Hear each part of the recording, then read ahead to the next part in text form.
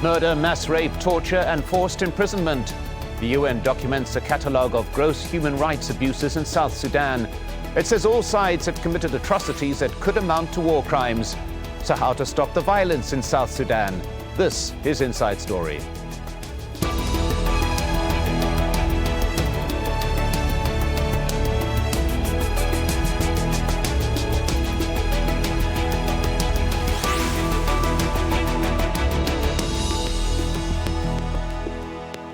Hello and welcome to the program. I'm Mike Hanna. It's a startling picture of state-sponsored atrocities in South Sudan. The UN Human Rights Office has documented in often excruciating detail cases of extreme brutality by government forces across the country last year. The level of sexual violence is perhaps the most shocking. Some women and girls were raped by 10 men or more, and the UN recorded more than 1,300 reports of rape in a single state. Though some of the violence is attributed to general lawlessness, the UN says abuses were committed with impunity and served to punish and instill terror in civilian communities. We'll get to our guests in a moment, but first, this report from Al Jazeera's Charles Stratford. The suffering of people in the world's newest country defies belief. A report put together by the UN Human Rights Office goes into details of atrocities committed in South Sudan since the conflict began in December 2013. It says both sides are responsible, but government forces were most to blame last year. Between April and September, the UN recorded more than 1,300 reports of rape in just one of South Sudan's states, the oil-rich Unity State. The report says credible sources indicate that government forces are being allowed to rape women as a type of payment. One woman told the UN team she had been stripped naked, raped by 5 soldiers in front of her children on the roadside, then raped again by more men in the bushes, only to return and find her children missing. The report says the gravity of the violence may amount to war crimes and/or crimes against humanity. The government has denied the accusations. If there are individuals, soldiers, that comes out to violate human rights, then they are doing it at their own perils because the government doesn't authorize anybody to kill civilians. The conflict began as a dispute between President Salva Kiir and his former deputy, RIEK MACHAR, and it quickly turned into an armed rebellion. Last August, we met MACHAR in the Ethiopian capital, Addis Ababa, during a peace conference, and we asked him if he were willing to cooperate with an international investigation. Anybody who has committed atrocities will be brought to book. The report details evidence of entire towns and villages being destroyed in what it describes as a scorched earth policy. Around 2 million people have been forced to flee from their homes. The UN says hundreds of children have been recruited as child soldiers. It says journalists, human rights and aid workers suffer threats, detention, and in some cases have been murdered. Last August, both sides agreed to establish a transitional government of national unity. Both sides agreed to stop fighting. That still hasn't happened, and the suffering of millions of people continues. Charles Stratford, Al Jazeera.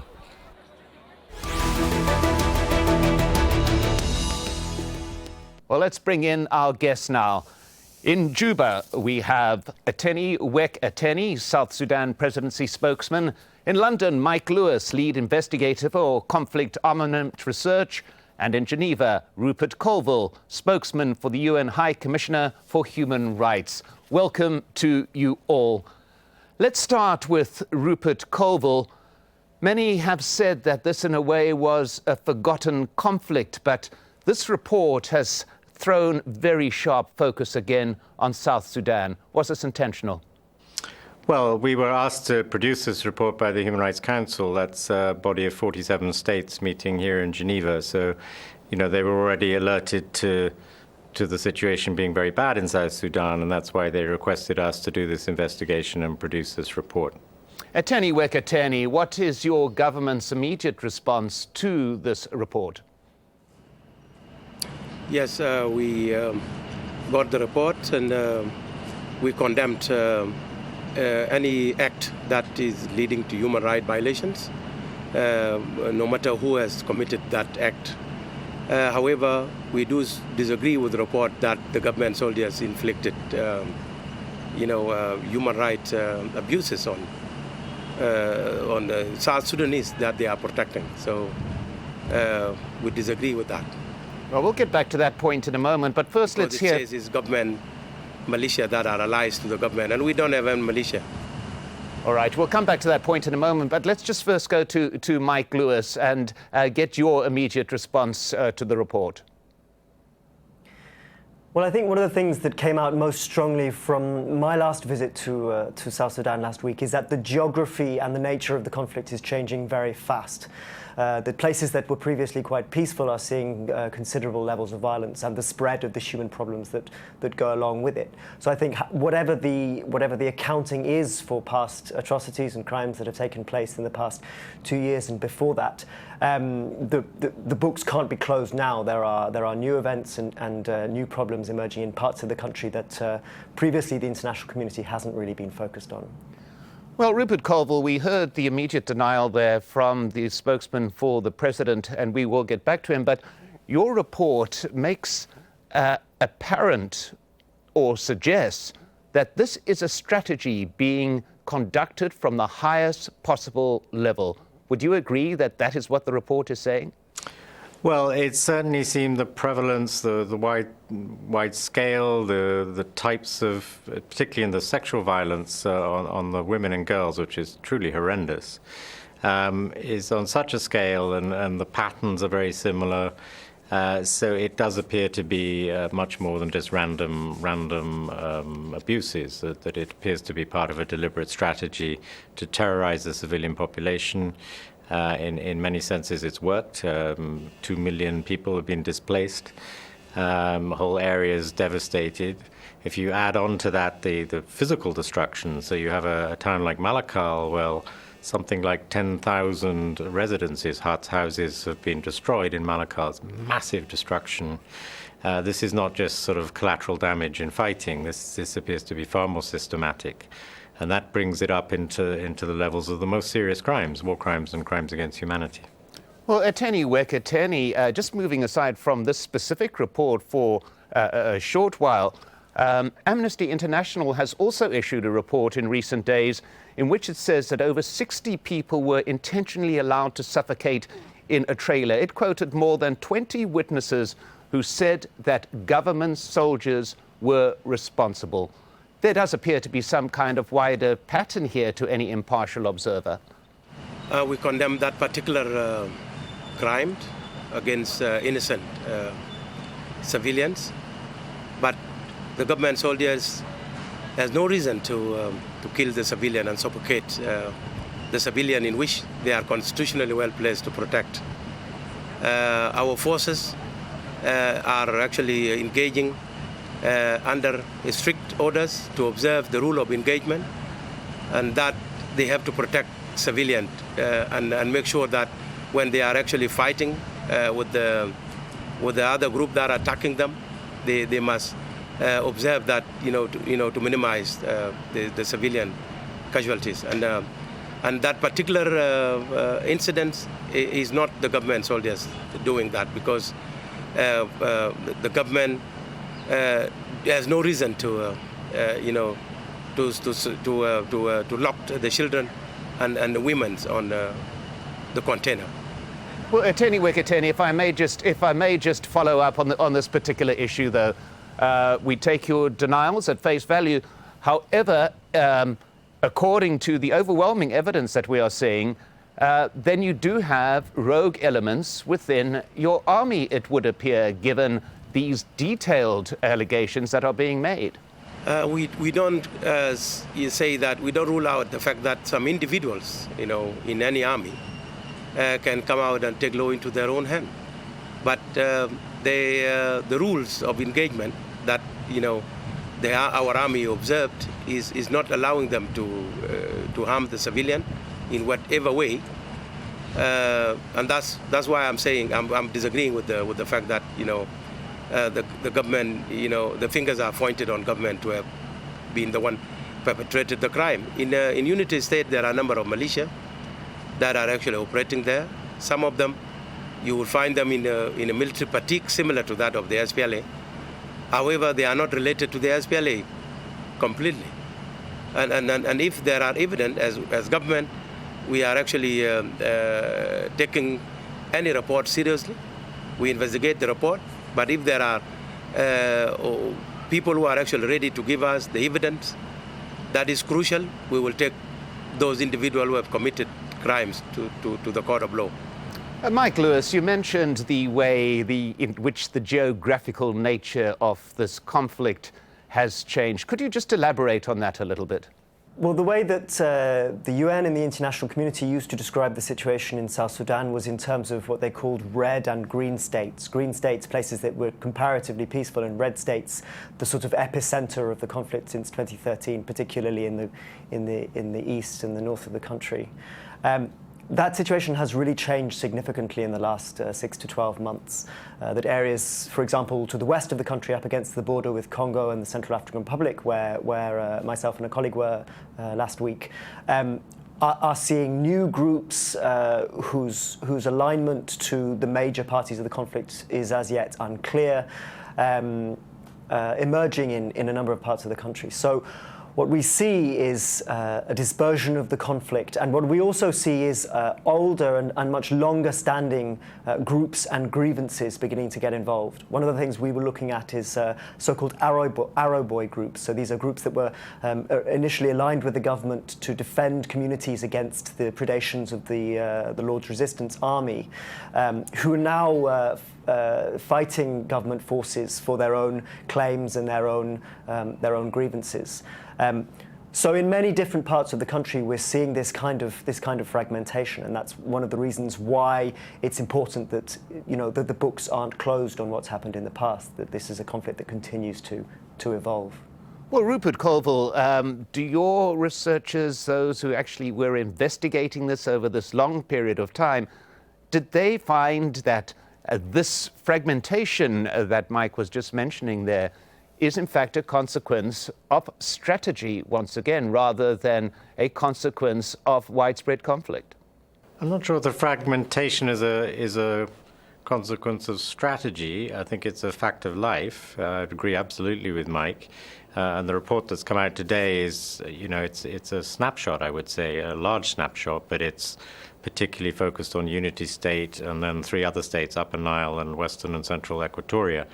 But it by no means covers the whole country. And I think for viewers, you need to understand South Sudan is an enormous country. It's about the size of France and Belgium put together. No roads at all, no tarmac roads outside the capital, not even very many in the capital. Very, very hard country to find out what's going on everywhere. So I think despite the litany of awful details that are in this report, it's by no means the whole picture. And yes, there are a kind of kaleidoscope of groups and shifting alliances and long historical enmities, and there's a whole separate story going on with cattle raiding. That's a major part of the conflict. Cattle are an extremely important part of the local economy. And both government forces and groups allied with the government forces and opposition forces throughout the last 2.5 years have been, raiding cattle from each other, raiding women from each other, treating women as a commodity, and slaughtering each other. And I think the report, in a sense, is focused more on the government side, but that's simply because of the time period it covers and the geography it's covering. But the opposition forces have also committed atrocious crimes since this conflict began at the end of 2013. Ateny, to what extent are we seeing deep elements of racism here, tribal differences? Many of the targets that have been documented in the UN report, for example, are Nuer. The predominant tribe within South Sudan is Dinka. The president is a Dinka. The man that is leading the rebel movement, RIEK MACHAR, is Nuer at the moment.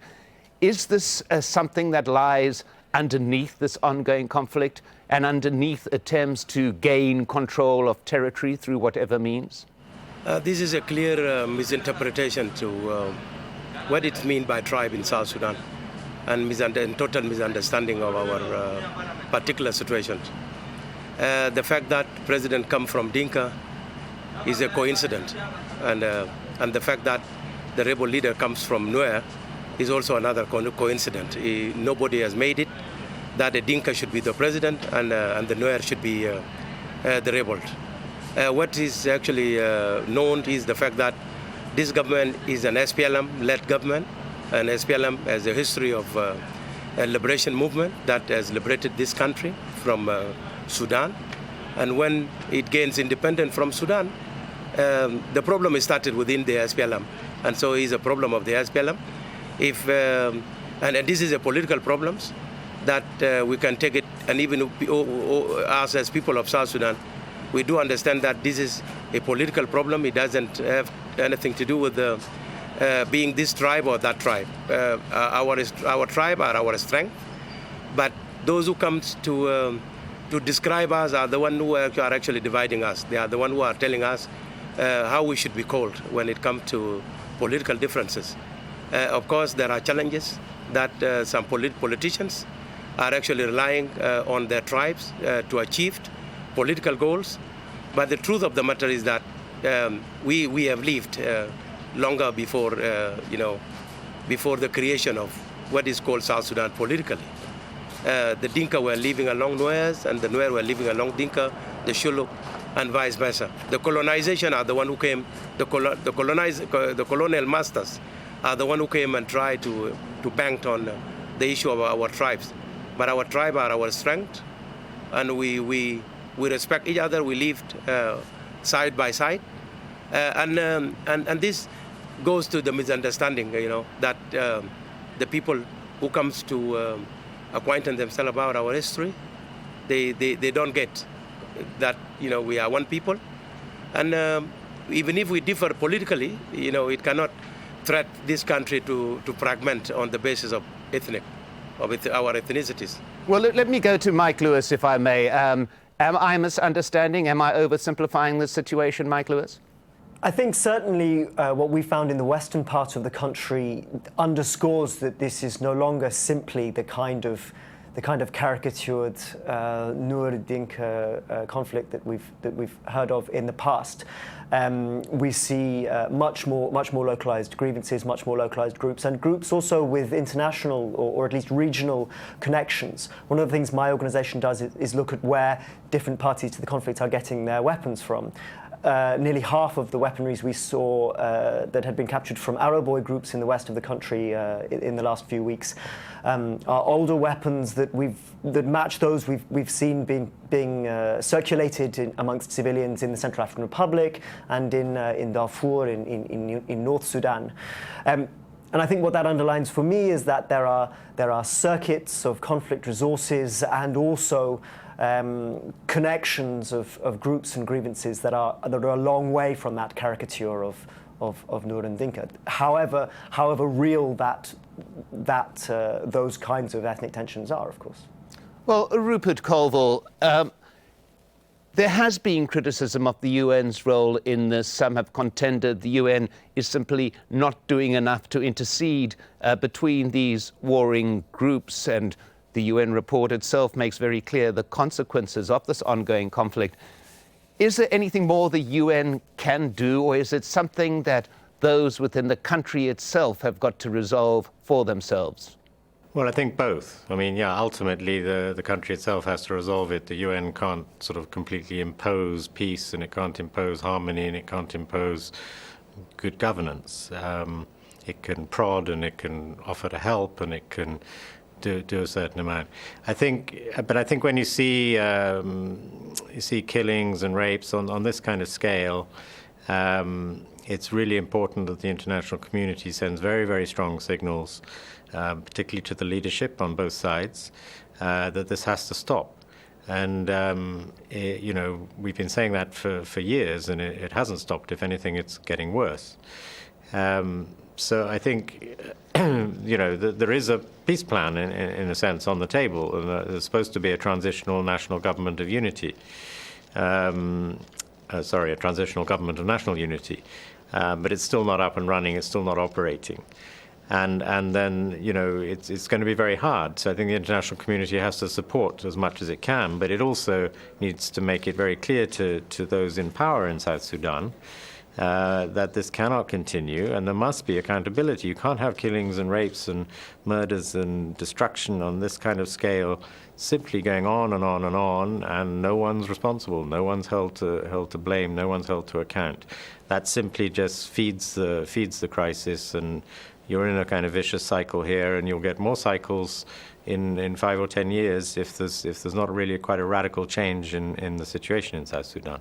Well, Ateny, many have argued that this crisis can only be resolved if the transitional government is formed.